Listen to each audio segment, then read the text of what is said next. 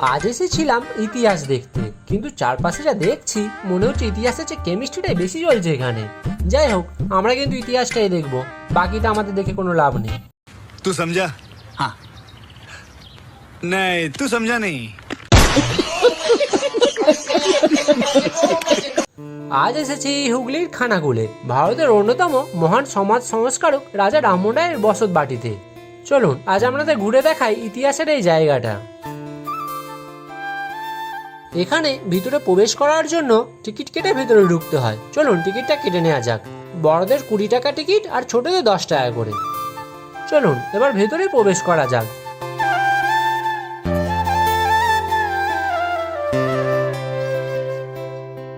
ভিতরে প্রবেশ করে সবার প্রথমে আমাদের চোখে পড়ে রাজা রামমোহন রায়ের মূর্তি প্রতিস্থাপনের ওইখানে। খুব সুন্দর মূর্তিটা প্রতিস্থাপন করা হয়েছে এইখানে। তারপর আমরা রাজা রামমোহন রায়ের বসতবাড়ি দেখার জন্য যখন ভেতরে প্রবেশ করছিলাম, চারিদিকে একটা শান্ত নিরিবিলি পরিবেশ অনুভব করছিলাম। শহরের কোলাহল থেকে একটু দূরে এমন পরিবেশ সত্যিই মন ভালো করে দেয়। ভারত পথিক রাজা রামমোহন রায় 1772 সালে এই হুগলি জেলার রাধানগর গ্রামে জন্মগ্রহণ করেন। তিনি সতীদাহ প্রথা বিলোপ, নারী শিক্ষা এবং সমাজ সংস্কারের জন্য আজও শ্রদ্ধার সঙ্গে স্মরণীয় হয়ে আছেন আমাদের মনে। এই বসত বাড়িটি সেই ইতিহাসেরই এক গুরুত্বপূর্ণ স্মৃতি।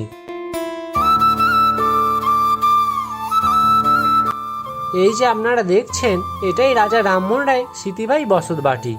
এত বছরের পুরনো ইতিহাসের সামনে দাঁড়িয়ে সত্যি অন্যরকম অনুভূতি হচ্ছে।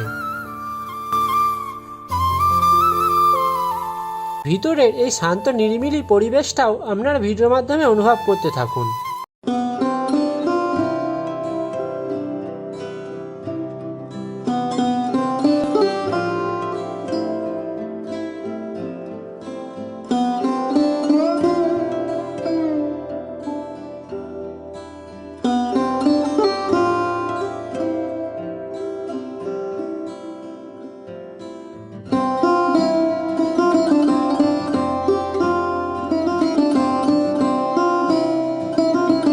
আর একটা কথা, এখানে ইতিহাস যেমন আছে তেমনই চারিদিকে কাপড়ে কম নেই। মনে হচ্ছে কেউ ইতিহাস পড়তে এসেছে, আর কেউ নিজের লাভ স্টোরি নতুন অধ্যায় লিখতে এসেছে। कौन है ये लोग? कहां से आते हैं ये?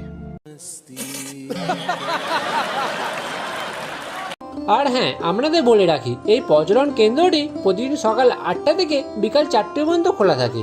এখানে প্রবেশ মূল্য হচ্ছে বড়দের 20 টাকা আর ছোটদের 10 টাকা। তাই আসার আগে সময়টা মাথায় রাখবেন। আপনারাও যদি খানাকুলে আসেন তাহলে অবশ্যই রাজা রামমোহন রায়ের বসত বাড়িটি ঘুরে দেখবেন। খুব অল্প খরচে ইতিহাস আর প্রকৃতির সুন্দর একটা অভিজ্ঞতা পাবেন। সত্যি আজ এখানে এসে আমাদের মনটা ভরে গেল। রাজা রামমোহন রায়ের বসত বাড়িটা আমরা ঘুরে ঘুরে দেখলাম এবং চারপাশের এই সবুজ সমারোহ পরিবেশ আমাদের মনকে মুগ্ধ করলো।